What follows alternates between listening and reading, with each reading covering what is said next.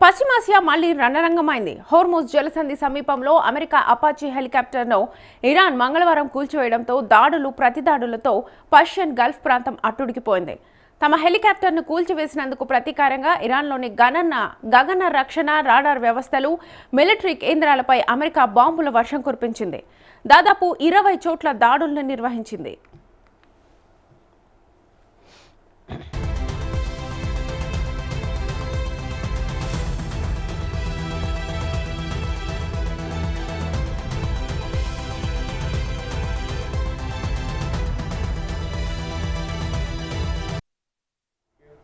జాస్క్ Bandar Abbas port ఖేష్మ్ ద్వీపంలో పేలుళ్ల శబ్దాలు వినిపించాయని ఇరాన్కు చెందిన టాస్నిమ్ న్యూస్ ఏజెన్సీ తెలిపింది.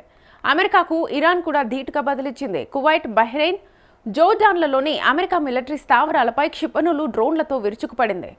పర్షియన్ గల్ఫ్కు దూరంగా ఇజ్రాయెల్తో సరిహద్దు గల జోర్డాన్ను తాజా ఘర్షణలో ఇరాన్ లక్ష్యంగా ఎంచుకోవడం గమనార్హం.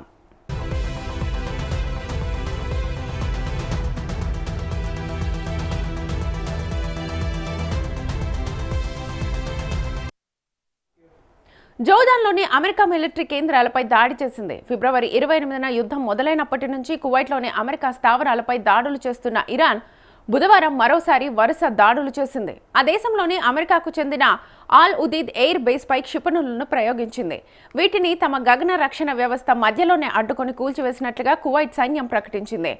బహ్రెయిన్లోని అమెరికా సైనిక స్థావరం షిఫ్ట్ ఫ్లైట్ పై కూడా ఇరాన్ దాడి చేసింది. అయితే ఇరాన్ దాడుల్లో ఏ మేరకు నష్టం వాటిల్లిందన్నది తెలియరాలేదు. ఇరాన్ దాడులను ఖతార్, యుఏఈ, ఈజిప్ట్ ఖండించాయి.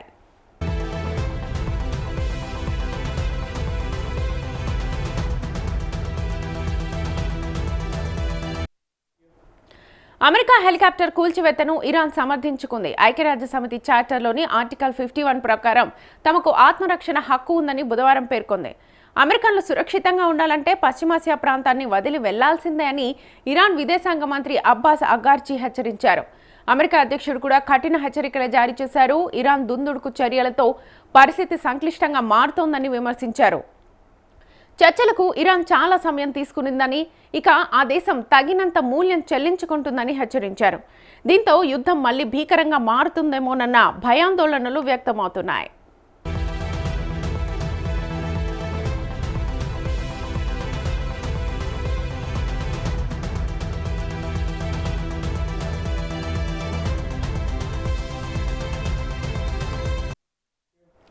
ఏప్రిల్ 2వ వారంలో అమెరికా, ఇరాన్ మధ్య కుదిరిన తాత్కాలిక కాల్పుల విరమణ ఒప్పందంతో గత 2 నెలలుగా పశ్చిమాసియాలో చెదురుమదురు ఘటనలు మినహా పెద్దగా ఘర్షణలు చోటు చేసుకోలేదు. అప్పటి నుంచి శాశ్వత శాంతి కోసం 2 దేశాల మధ్య పరోక్ష చర్చలు జరుగుతూనే ఉన్నాయి. ఆ సమయంలో గల్ఫ్ దేశాల్లో పరిస్థితులు కాస్త సాధారణ స్థితికి వచ్చాయి.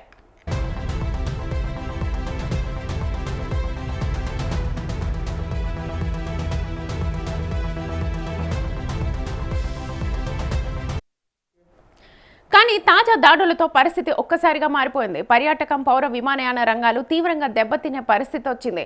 మంగళవారం నుంచి Saudi, Qatar, Kuwait, Jordan, UAE, Bahrain తదితర దేశాలకు వెళ్లాల్సిన పలు విమానాలు రద్దయ్యాయి. మరికొన్నింటిని దారి మళ్లించారు.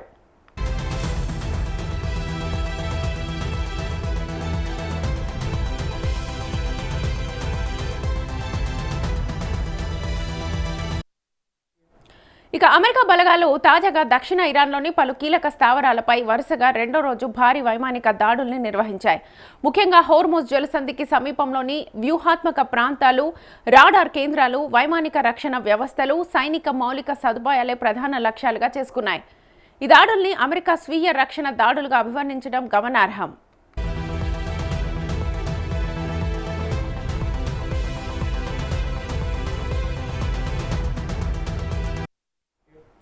తాజా దాడుల్లో హోర్ముజ్గాన్ ప్రావిన్స్లోని సిరిక్, మినాబ్, ఖేష్మ్ దీవి, జాస్క్ పోర్టు పరిసర ప్రాంతాల్లో పేలుళ్లు వినిపించాయి. బందర్ అబ్బాస్ సమీపంలో కూడా వైమానిక హెచ్చరిక వ్యవస్థలు చురుగ్గా పనిచేసినట్లుగా ఇరానియన్ మీడియా వెల్లడించింది. పలు రాడార్ కేంద్రాలు, వైమానిక రక్షణ స్థావరాలే లక్ష్యంగా దాడులు జరిగినట్లుగా సమాచారం.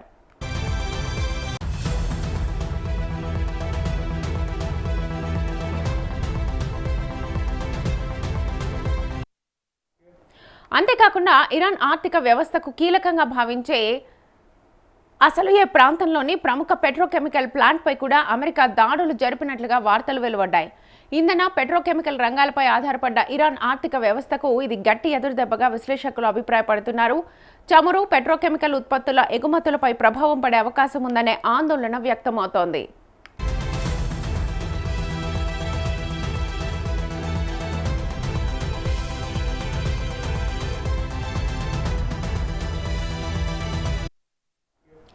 ఇదే సమయంలో రాజధాని టెహ్రాన్ పశ్చిమ ప్రాంతాల్లో ఎయిర్ సైరన్లు మోగడంతో ప్రజలు భయాందోళనకు గురయ్యారు.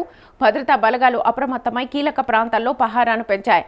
దాడుల నేపథ్యంలో దేశవ్యాప్తంగా భద్రతా వ్యవస్థలను మరింతగా బలోపేతం చేసినట్లుగా ఇరాన్ అధికారులు వెల్లడించారు.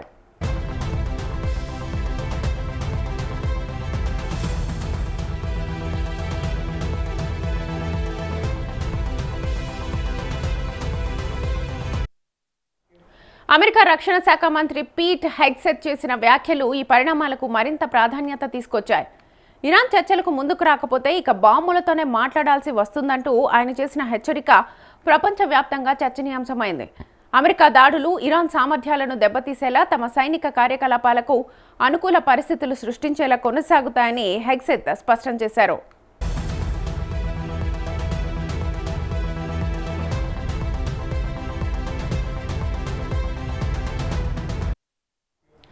అయితే మరోవైపు ప్రపంచ దేశాలకు ఇరాన్ మరోసారి పెద్ద షాక్ ఇచ్చింది. హోర్మోజ్ జలసంధిని పూర్తిగా మూసివేస్తున్నట్లుగా ప్రకటించింది.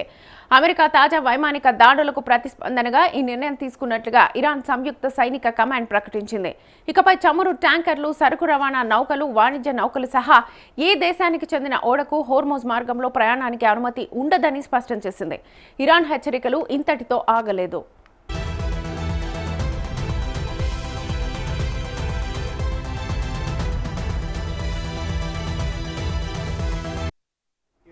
నిషేధాన్ని ఉల్లంఘించి ఎవరైనా హోర్మోజ్ జలసంధిలోకి ప్రవేశించేందుకు ప్రయత్నిస్తే క్షిపణులు, నౌకాదళ బలగాలతో లక్ష్యంగా చేసుకుని ధ్వంసం చేస్తామని ఇరాన్ సైనికాధికారులు ప్రకటించారు. ఈ ప్రకటనతో గల్ఫ్ ప్రాంతంలో ఉద్రిక్తతలు మరింతగా పెరిగాయి. ఇటు అంతర్జాతీయంగానూ తీవ్ర ఆందోళన నెలకొంది. ఈ పరిణామాలతో ప్రపంచ దేశాలు తీవ్ర ఆందోళన వ్యక్తం చేస్తున్నాయి. చమురు ధరల పెరుగుదలతో పాటు రవాణా వ్యయాలు, ద్రవ్యోల్బణం, ఇతర సంక్షోభం మళ్లీ తలెత్తే ప్రమాదం ఉందని ఆర్థిక నిపుణులు హెచ్చరిస్తున్నారు. ఇరాన్, అమెరికా ఘర్షణ మధ్య మరింత ముదిరితే హోర్మోజ్ జలసంధి అంశం ప్రపంచ ఆర్థిక వ్యవస్థపై నేరుగా ప్రభావం చూపే కీలక సంక్షోభంగా మారే అవకాశం కనిపిస్తోంది.